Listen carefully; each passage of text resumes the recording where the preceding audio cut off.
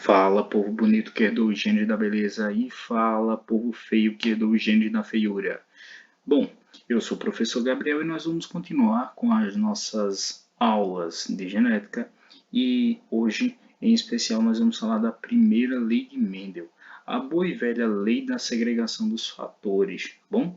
E nessa aula nós vamos dar continuidade à história da genética e verificar como é que, de fato, as leis que outrora não foram de Mendel, mas que receberam o título de Mendel,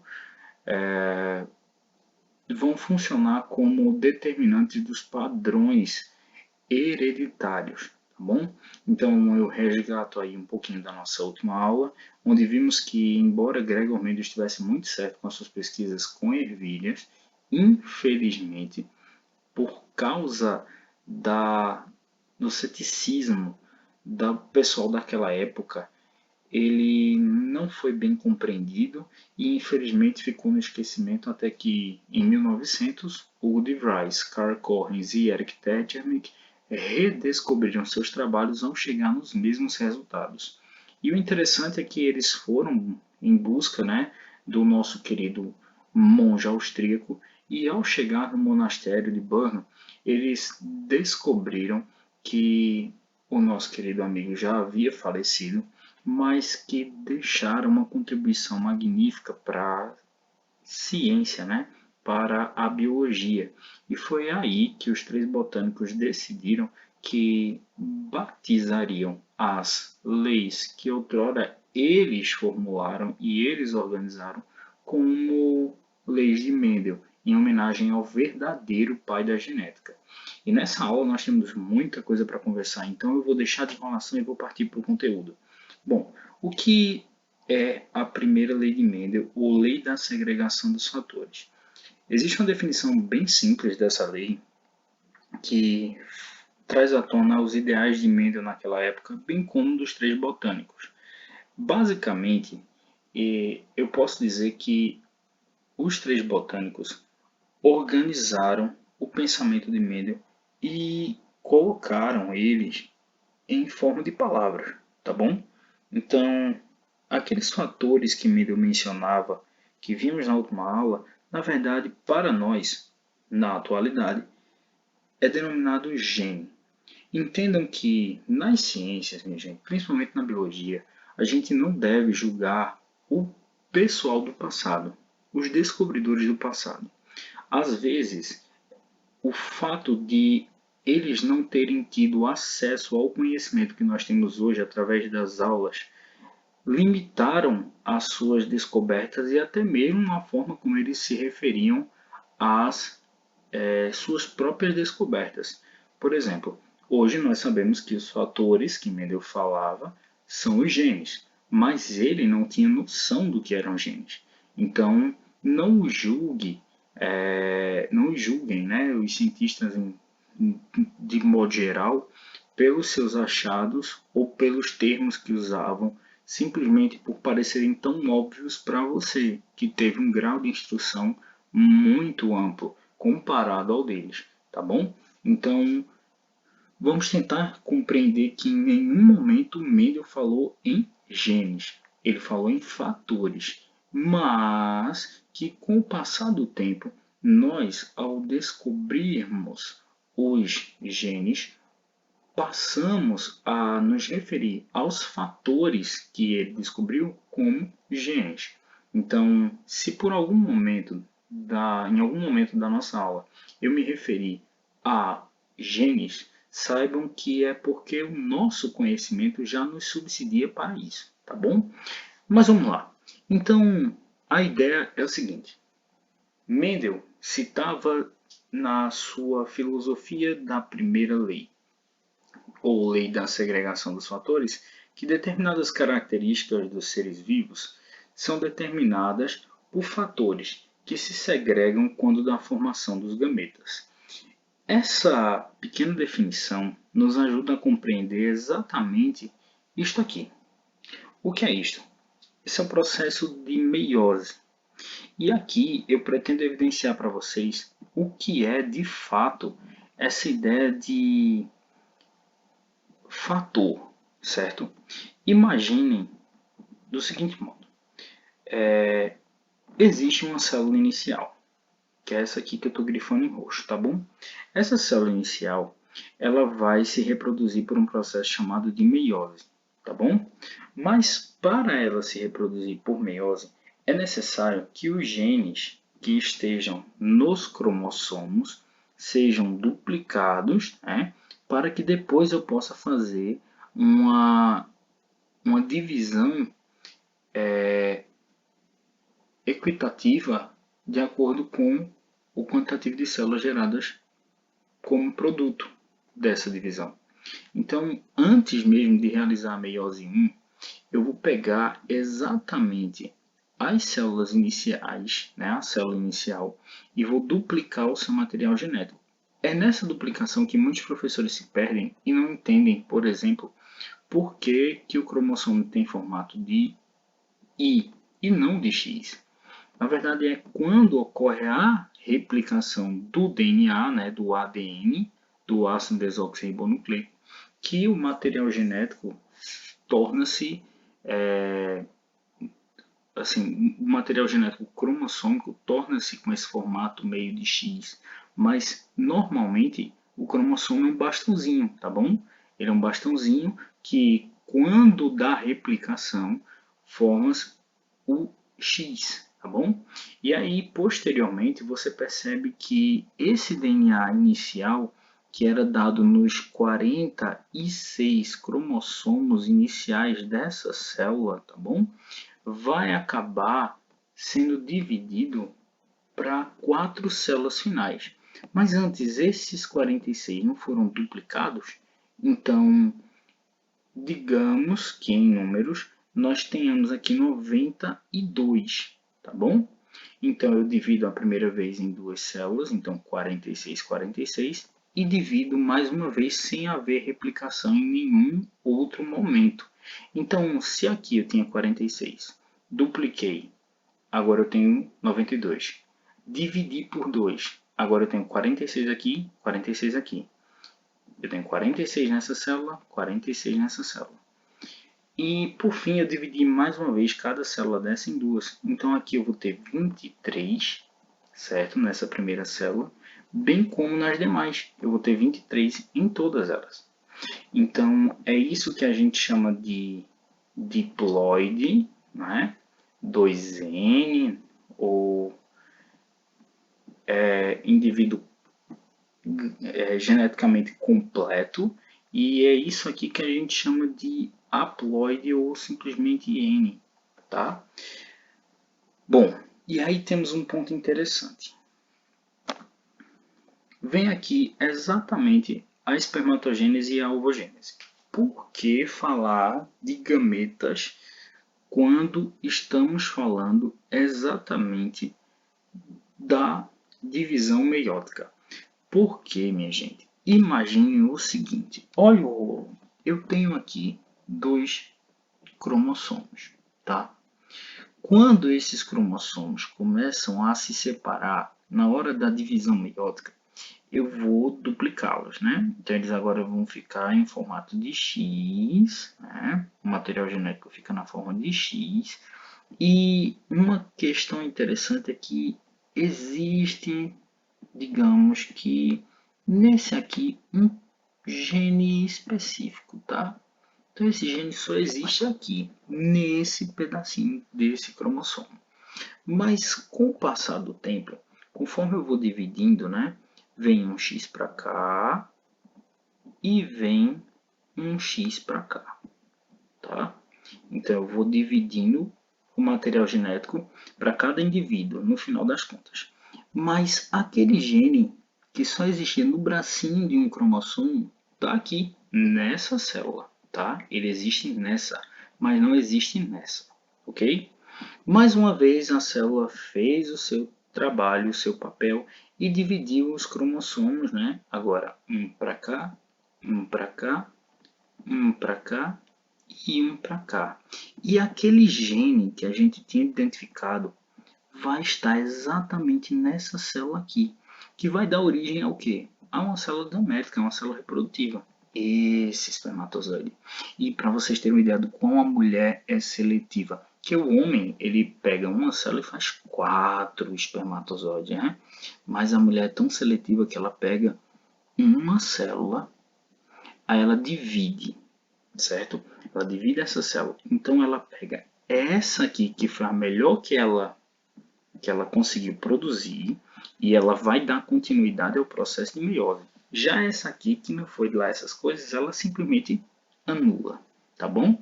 Então ela faz novamente o processo e uma que é de fato aquela que vai ser importante, vai ser interessante, ela vai usar.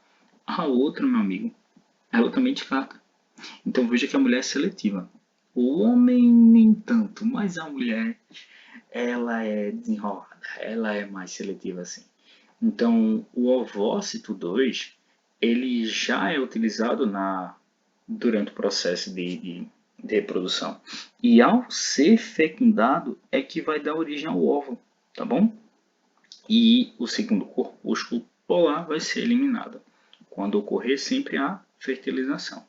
Então vejam que essa segregação de fatores que ocorreu aqui, que a gente mencionou aqui, é exatamente o que acontecia com as ervilhas de Mendel. Na verdade, o fator ele vinha escondido, ó. Ele já existia desde o começo, mas quando ele foi ser passado para os gametas, ele se separou. Então, olha o nome da lei de Mendel: segregação dos fatores. Eu tinha um fator pequenininho aqui, ó, um genezinho responsável por uma determinada característica, mas na hora que eu dividi para formar os espermatozoides, apenas um deles tinha o gene, era portador do gene, enquanto os demais não têm, certo? Então, veja que o indivíduo pode apresentar a característica, né? O pai pode apresentar a característica e o filho não herdar. Ó, esses três aqui não vão herdar. Qualquer um desses três fecundasse, né? O indivíduo não iria herdar a característica que o pai tinha. Mas esse aqui, se fecundar, aí sim. Aí a história muda de figura e o cara herda sim a característica. Tá bom? Então vamos seguir. Como é que ocorre a formação dos cromossomos? Porque a gente está falando tanto desses cromossomos, né, como unidades tão importantes, que a gente não entende nem o que de fato é um cromossomo. Bom, o cromossomo nada mais é do que DNA enrolado em proteínas histonas, certo? Em proteínas histonas. O DNA, em alguns momentos, ele se expõe demais. Ele tem que sair do núcleo celular. E para sair do núcleo celular, ele vai encontrar uma série de adversidades no meio externo, no meio extranuclear. Para que o seu material genético não seja comprometido, a informação do DNA não seja comprometida, ele simplesmente se enrosca em proteínas do tipo histonas até ele formar a cromatina. Essa cromatina, por sua vez, vai dar origem ao cromossomo. Na máxima espiralização, os cromossomos surgem. E aí, lembrando, o cromossomo é em formato de bastão. E apenas durante o processo de duplicação, quando vai haver uma meiose, é que ele fica na forma de X. Então você pode ver que o cariótipo humano, cariótipo, lembra dos conceitos que eu pedi para vocês estudarem na outra aula, certo? Esse aqui é o cariótipo humano, de um indivíduo, inclusive do sexo feminino. Aqui a gente pode ver porque ele tem 2 cromossomos do tipo X, tá bom? Isso de cromossomos e classificação a gente vai ver mais para frente. Mas eu quero que vocês entendam que os cromossomos aqui estão bem ordenados, estão bem organizados, e a gente pode perceber que existem vários pares, o par 1, o par 2, o par 3, né, o par 4, e assim sucessivamente, até o 23º par, que esse 23º par, na verdade, é o par dos cromossomos sexuais, né, que pode ser um par de fato igual, quando é X e X, ou pode ser um par diferente, quando é o X e Y, que é o indivíduo do sexo masculino. Pelo menos, vamos dizer assim, biologicamente, tá? Porque existem fatores que podem inibir a atuação dos genes para o sexo masculino e o indivíduo ser portador de X e Y, mas não manifestar de fato o sexo masculino. Mas isso é outra coisa que a gente vai discutir mais pra frente. Isso é pano para manga para próximas aulas. Mas vamos lá. Então, de imediato, a gente tem o DNA como um todo, que vai estar dentro do cromossomo. E porções desse DNA que estão responsáveis por determinar alguma característica no indivíduo, a gente chama de gene. Tá? Uma porção do DNA capaz de fazer eclodir uma característica é chamada de gene. E dentro dos genes existem os exons e os introns, tá? E aí alguns deles funcionam como efetores de uma dada característica, de fato aqueles que vão efetivar uma característica, e existem aqueles que não funcionam de fato como efetivadores da característica. Isso aí a gente também vai discutir mais para frente nas aulas, principalmente de biotecnologia. Mas o que eu quero que vocês entendam é que é justamente aquelas bases nitrogenadas que a gente aprendeu lá no primeiro ano, né? Tanto na parte de bioquímica ou também na parte de núcleo celular, onde a gente viu que existem no DNA guanina, citosina, adenina, timina, e elas se combinam, né? Toda guanina se liga com citosina, toda adenina se liga com timina, né? O bom e velho Gal Costa é Aguinaldo Timóteo. E a gente viu que essas sequências de bases nitrogenadas, elas trazem consigo um código. Esse código é magnífico porque é ele quem vai determinar qual é a informação do gene. Então é a sequência de bases nitrogenadas ordenadas especificamente daquela forma que vai dizer qual é o gene que irá existir no DNA e mais, qual é a característica gerada pelo gene. E aí quando vem aquela parte da síntese proteica, onde a característica nada mais é do que uma proteína criada a partir da receita existente no gene. Então toda característica sua vai ser na verdade uma proteína que foi produzida graças à informação contida no material genético, no DNA. E a informação responsável por produzir essa proteína é denominada gene, tá? É a porção do DNA responsável por fazer aquela proteína em específico. Mas vamos seguindo. Então, existem genes que se combinam formando genótipos. E isso a gente viu também na outra aula. E que esses genótipos acabam formando possíveis heranças, né? Acabam determinando possíveis heranças no indivíduo. Por exemplo, existem heranças que são autossômicas recessivas e existem heranças que são autossômicas dominantes. Nós vimos que um genótipo é formado por um conjunto de genes. Nós vamos trabalhar heranças autossômicas, ou seja, heranças determinadas por um único par de genes, tá? que vai se unir, né? Vai se efetivar justamente quando dá a união dos gametas, né? Quando o espermatozoide vai lá e insere o seu pronúcleo dentro do ovócito e ocorre de fato a fecundação, a gente vai ver que o indivíduo vai se formar e os cromossomos do pai, os 23 cromossomos do pai, vão se unir aos 23 cromossomos da mãe e vão gerar um indivíduo completo com 46 cromossomos. Esses 46 cromossomos automaticamente vão dar origem a pares de genes, né? Uma vez que vem um gene do pai, um gene da mãe, formou um parzinho ali, aquele par vai determinar uma característica. Então, eu posso juntar um gene dominante com outro gene dominante, e aí eu vou ter um indivíduo com um genótipo homozigoto dominante. Se eu juntar um indivíduo com um gene dominante, né, no espermatozoide, exemplo, ou no ovócito, tanto faz, com um gene recessivo, automaticamente eu vou formar um indivíduo heterozigoto. Se por um acaso vier um gene recessivo e outro gene recessivo, o indivíduo homozigoto recessivo, né? Então a gente tem o homozigoto dominante, que é constituído o seu genótipo por dois genes dominantes. Eu tenho o heterozigoto, que tem um gene dominante e um gene recessivo. E eu tenho o homozigoto recessivo, que é um gene recessivo e outro recessivo. Ok?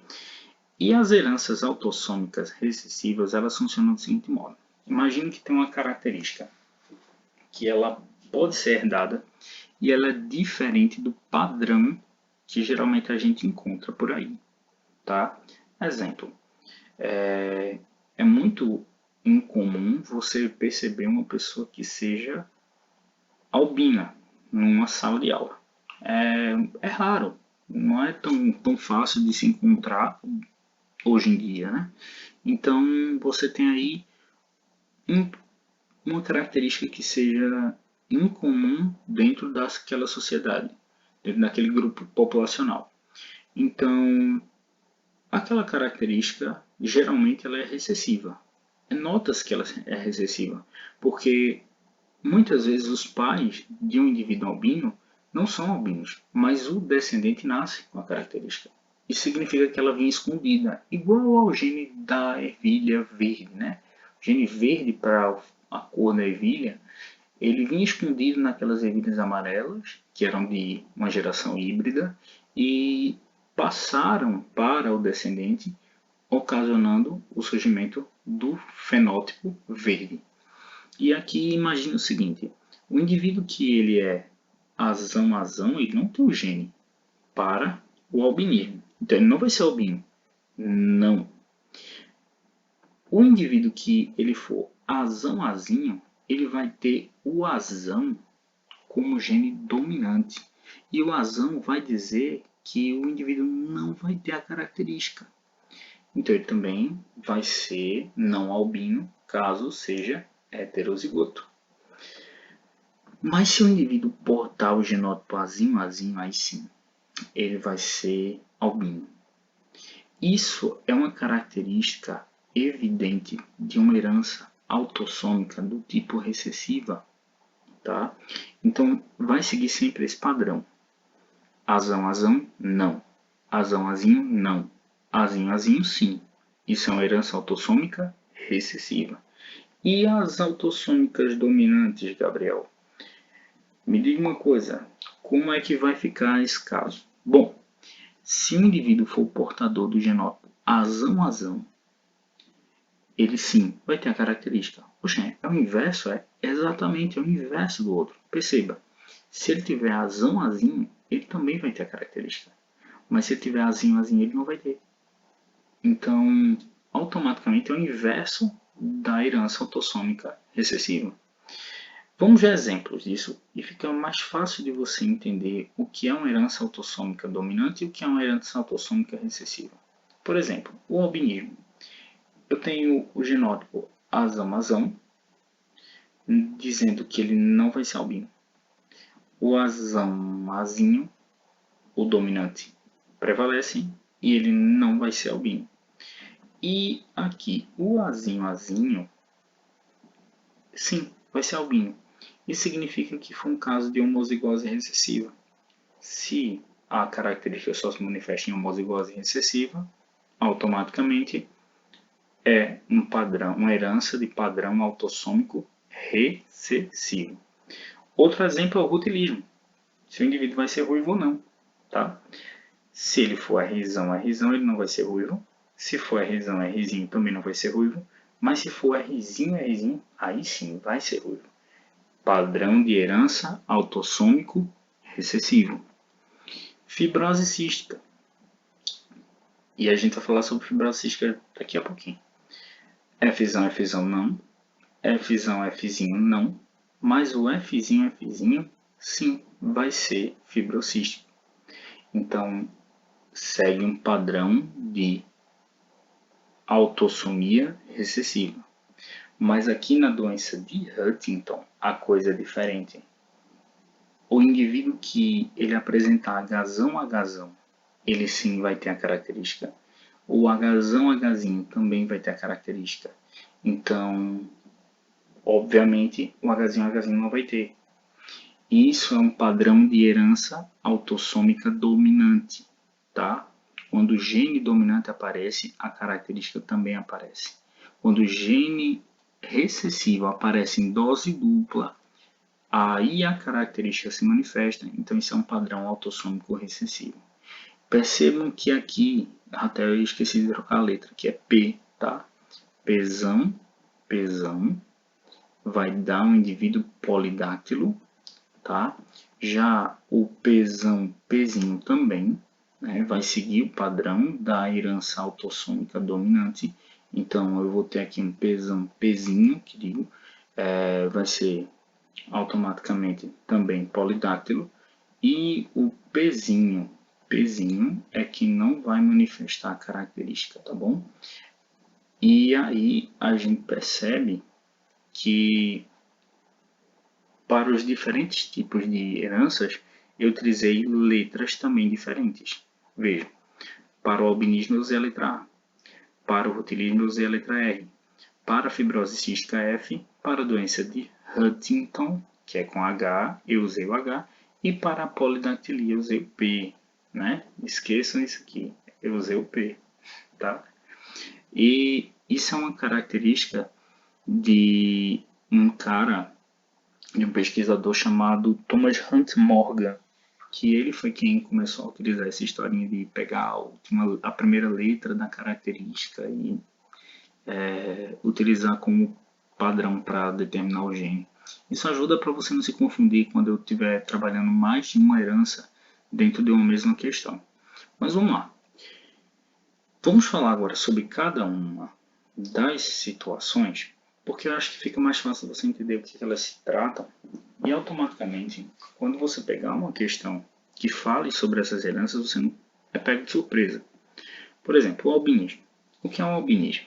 O albinismo é uma herança autossômica recessiva, né? Quando você tem dois genes recessivos, se herda esses dois genes recessivos, eles são incapazes de produzir uma proteína, tá?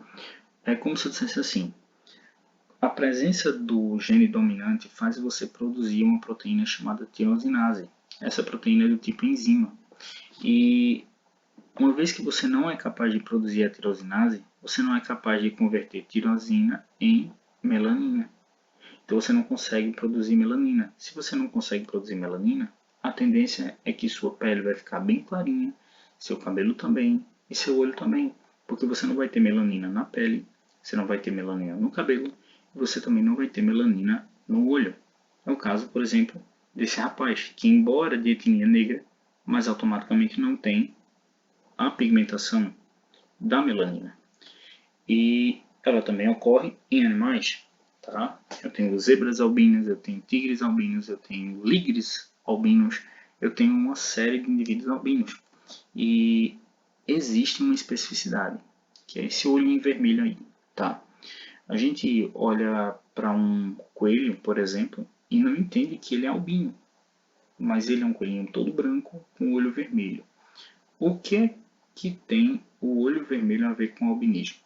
Alguns casos de albinismo são tão severos, mas tão severos, que o indivíduo não consegue manifestar nenhum tipo de pigmentação na própria íris. Então, automaticamente, eu não consigo enxergar nenhuma cor na íris e eu só consigo ver os vasos sanguíneos que lá residem.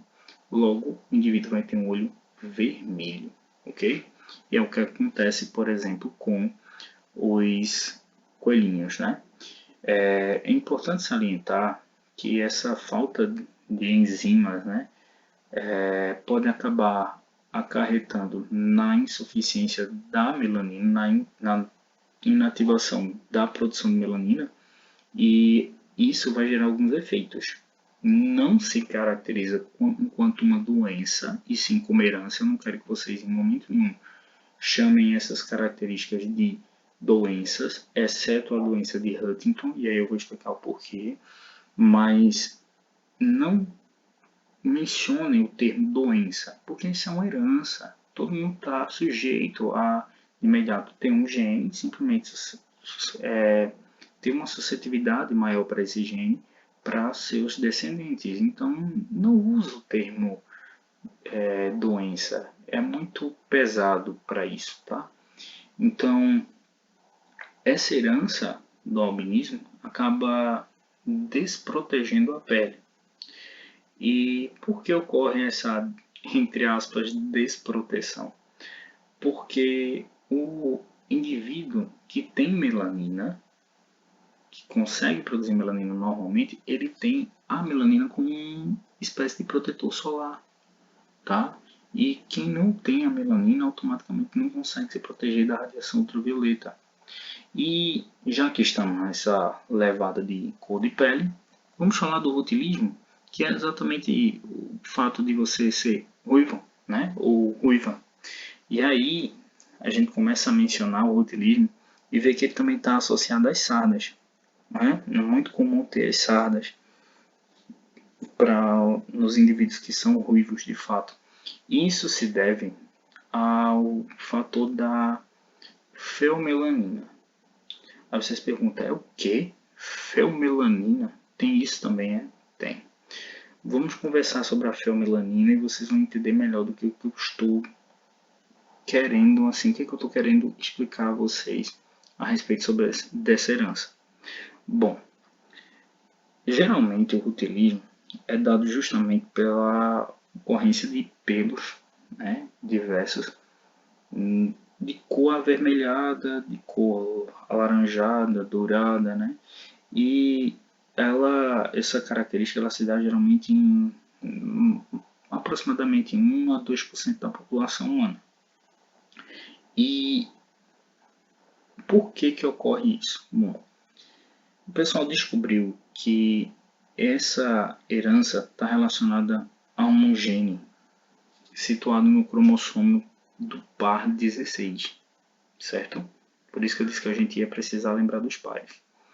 E essa herança se dá justamente quando ocorre uma mutação ou a herança de um gene recessivo, né, mutado recessivo, que é uma variação da melanina. Tá? Ele faz uma variante da melanina, faz como se fosse um substituto da melanina, que é a feomelanina. E essa feomelanina tem as suas limitações. Por exemplo, o indivíduo que tem a melanina tem uma cor geralmente castanho para negro, né? Já a feomelanina, ela tem uma outra coloração, mais avermelhado, mais alaranjado, mais amarelado. A eumelanina, que é a melanina comum que a gente conhece, ela protege contra os raios ultravioleta. A feomelanina não. A eumelanina, ela tem uma menor predisposição a lesões. Já a feomelanina tem uma maior predisposição a lesões. Bem como a eumelanina tem maior concentração em pele negra e a feomelanina tem maior concentração em pele clara. E é ela também que vai causar as sardas, tá bom?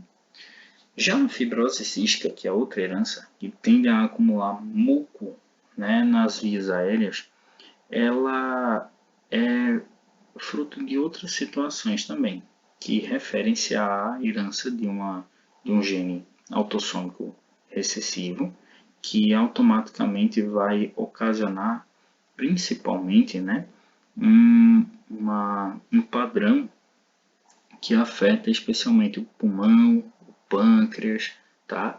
E ela acaba ocasionando uma obstrução de alguns vasos, né?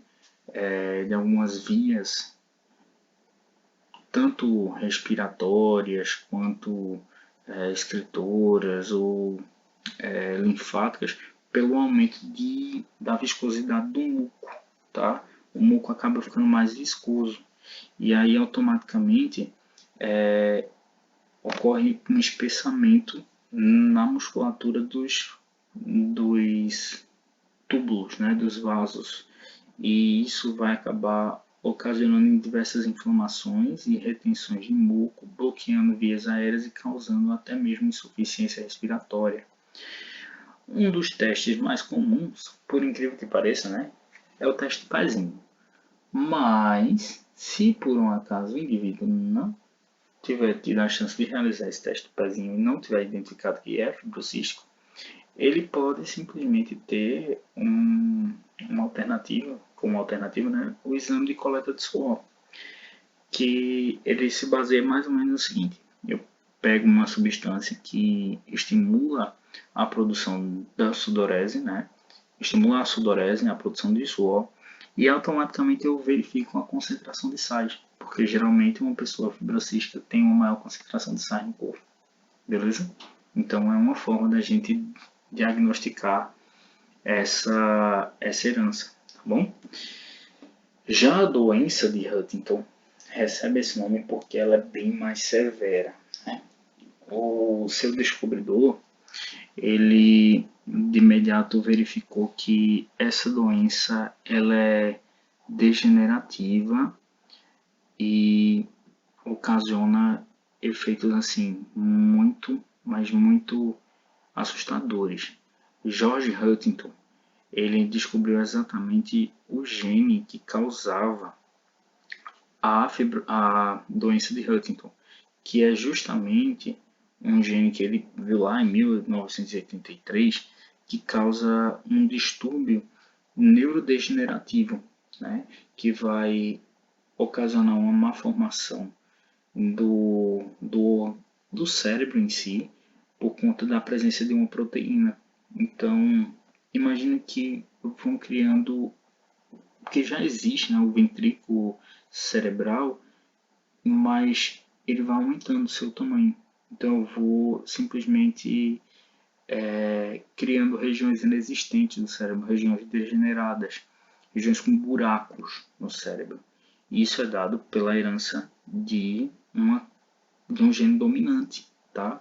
Às vezes a pessoa até não tem, por exemplo, o pai e a mãe não têm a doença de Huntington, mas o filho tem. Oxê, mas não é uma herança autossômica dominante? Não tinha que herdar o dominante dos pais? O gene dominante dos pais? Sim e não. Às vezes ocorre uma mutação no indivíduo e o gene vem a ser fornecido através dos gametas de uma forma defeituosa, tá? Isso acarreta uma complicação tremenda para o indivíduo. Mas enfim, existe uma forma de tratamento que é exatamente o seguinte: é você nulificar a presença da proteína defeituosa que ataca o cérebro. Como? Através da indução de uma droga que vai inibir o RNA, que é a receita para a produção da proteína defeituosa. Então é como se eu dissesse assim: no DNA tem informação para produzir essa bendita proteína que vai gerar efeitos diversos. Então eu aplico uma droga, não, um medicamento que vai inibir exatamente o RNA causador é, da proteína, porque uma vez que a síntese proteica depende do DNA produzindo o RNA e o RNA manifestando a produção de uma proteína, se eu inibo o RNA, eu também não tenho a proteína. Bom, e a última herança, que é a polidactilia, é nada mais nada menos que a presença de mais dedos, tá?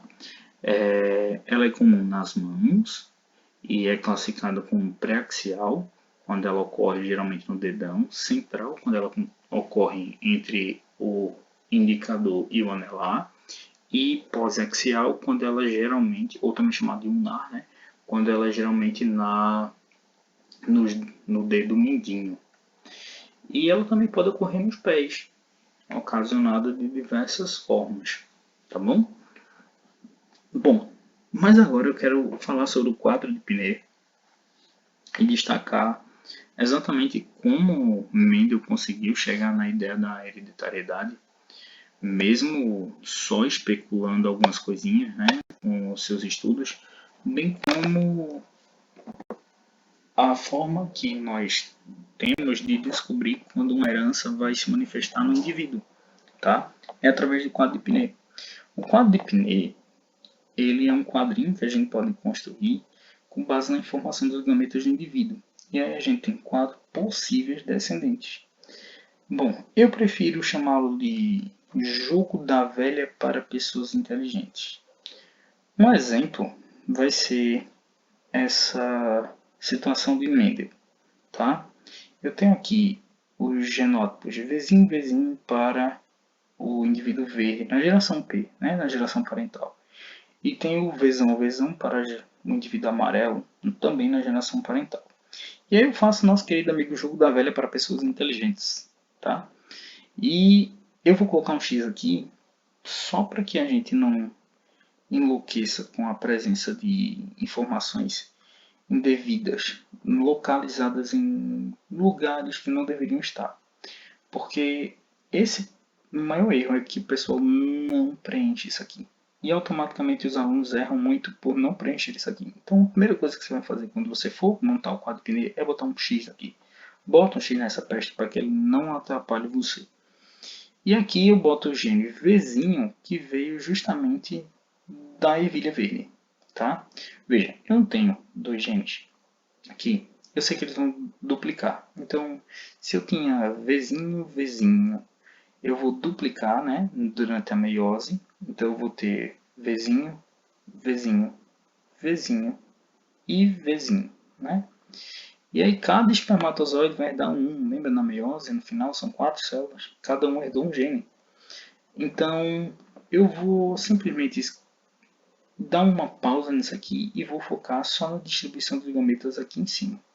O Vzinho vem para cá e esse outro Vzinho ó, também vai vir para cá, para essa posição aqui, tá? Agora eu vou pegar exatamente os genes do outro parental, que é o gene Vzão e o gene também Vzão. E agora eu vou fazer combinações, pessoal. Quer ver? Isso aqui é feito o jogo da velha. Esse vem para cá e esse desce. Então eu vou ter a união desses dois aqui, ó, nessa linha. Então eu vou ter um Vzão e um Vzinho, ok? Esse daqui vai se unir com esse de cima. Então eu vou fazer uma combinação feito batalha naval, tá? Vzão, Vzinho. Esse daqui com este de cá do mesmo jeito.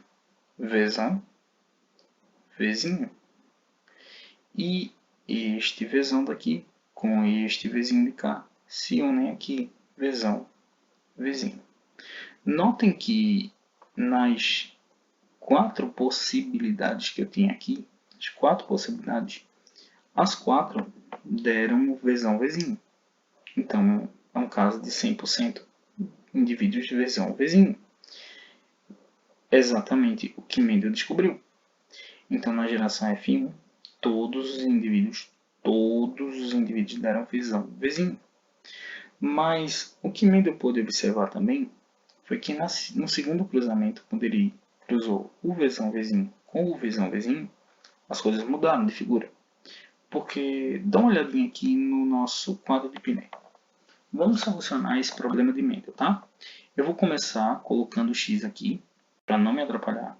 Não esqueçam de botar o X aqui, porque ele vai acabar atrapalhando vocês. E aí eu pego o genótipo do primeiro indivíduo, que é Vzão, Vzinho. Aí eu boto aqui, ó, dividindo ele. Vzão, e aqui eu boto o Vzinho, tá bom? E aqui eu pego o genótipo do outro indivíduo. Vzão, e aqui, ó, Vzinho. E agora eu vou fazer combinações, quer ver? Ó? Esse com esse, Vzão, Vzão. Este com este, o maiúsculo sempre na frente, Vzão, Vzinho. Esse daqui com este de cá, o maiúsculo sempre na frente, Vzão, Vzinho. E por fim, esses dois últimos aqui, formando o genótipo Vzinho, Vzinho. Tá? Ficou meio estranho aqui, mas não dá para relevar. Então vejam as possíveis combinações. Dos 4 possíveis resultados, um foi Vzão, Vzão. 2 foram Vzão, Vzinho. E apenas um foi Vzinho, Vzinho. A gente pode ver isso aqui nessas proporções. Ó. 1 entre 4 deu Vzão, Vzão. Isso corresponde a 25%. Tá? 1 entre 2, 1 entre 2 é simplificado, porque na verdade foram 2 entre 4. Mas isso aqui não é a mesma coisa que 1 sobre 2. Não é só fazer a simplificação da coisa, dividindo por 2, tá? Então, automaticamente eu estou simplificando. Mesma coisa que 50%, pessoal. 2 sobre 4, 1 sobre 2, 50% de vezão vezinho. E aqui, apenas 1 entre 4, 25%, deu vezinho, vezinho. Veja que eu estou analisando o genótipo, que são os dois genes. Né? Então, é uma proporção que é genotípica. Mas e se eu analisar a característica em vez do genótipo? Por exemplo, 3, né, das ervilhas, cada 3 ervilhas amarelas, não era verde. Opa, então agora eu estou analisando a cor, né? A cor é o que, professor? A cor é a característica. Se a cor é a característica, então a cor é o fenótipo. Então eu estou analisando uma proporção que? Fenotípica.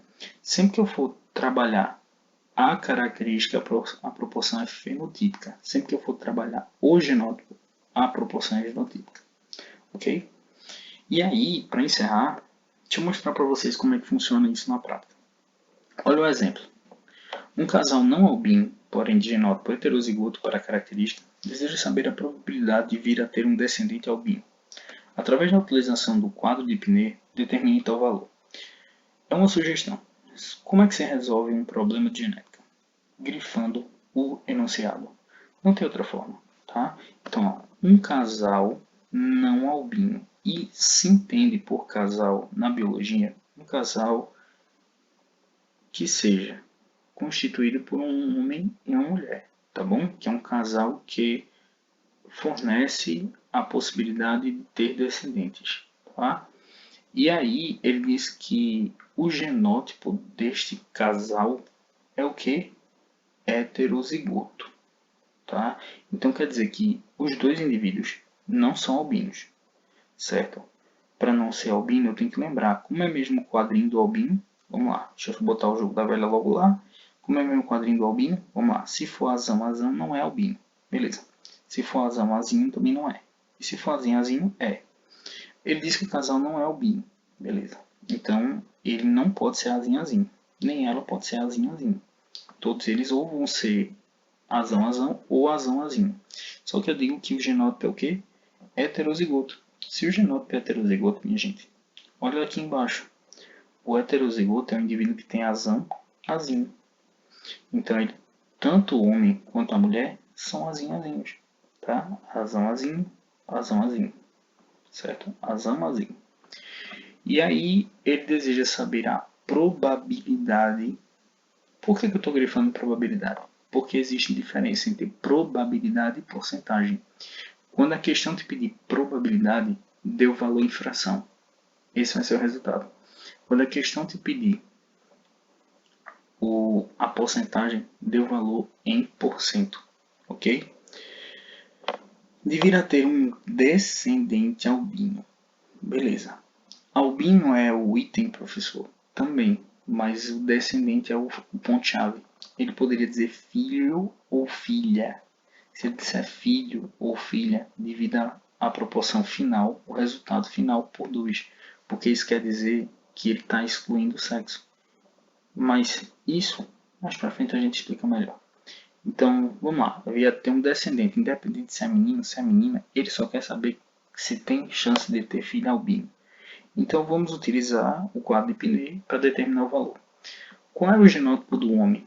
Azão, azinho. Eu tenho que botar aqui no quadro, junto com o da mulher. Então, a primeira coisa que eu faço, boto o X aqui no meu jogo da velha, tá bom? Então, vamos lá. O do homem, azão,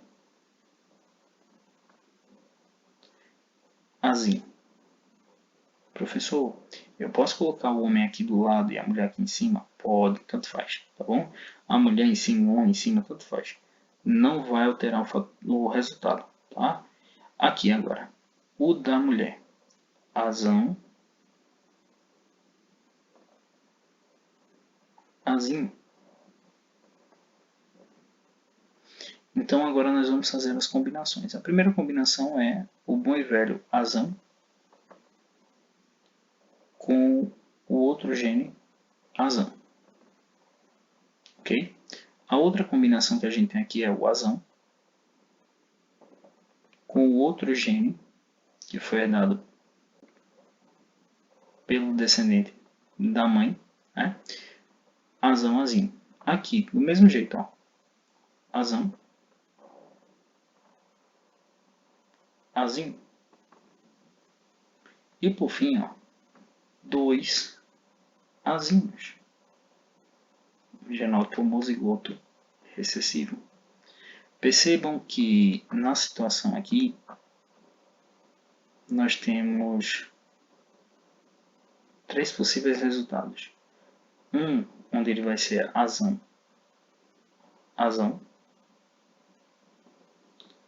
Um, onde ele vai ser azão, azinho.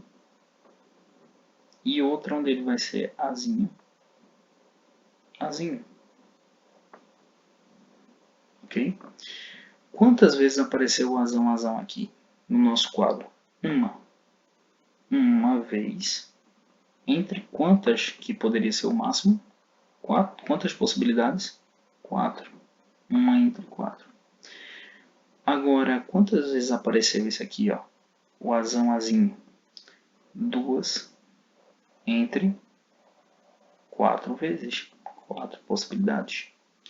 E quantas vezes apareceu o azinho, azinho? Apenas uma entre 4 possibilidades. Automaticamente, eu consigo solucionar a problemática e achar o resultado que eles querem, que é exatamente esse aqui, ó. Qual é a probabilidade de vir a ter um descendente albino? 1 sobre 4. A mesma coisa que 25, o quê? Por cento. Mas como ele pediu probabilidade, a resposta é em fração. Se ele pedir porcentagem de chances, 25%. Ok? Então está dada a resposta. Bom, na nossa próxima aula nós vamos investigar um pouquinho mais, solucionar algumas questões, né, e ver como é que funciona melhor essa determinação de características e algumas especificidades. Eu vou até ensinar vocês a como construir uma árvore genealógica, mas isso vai para a próxima aula, tá? Fiquem com Deus, um grande cheiro e até mais, meus queridos e minhas queridas.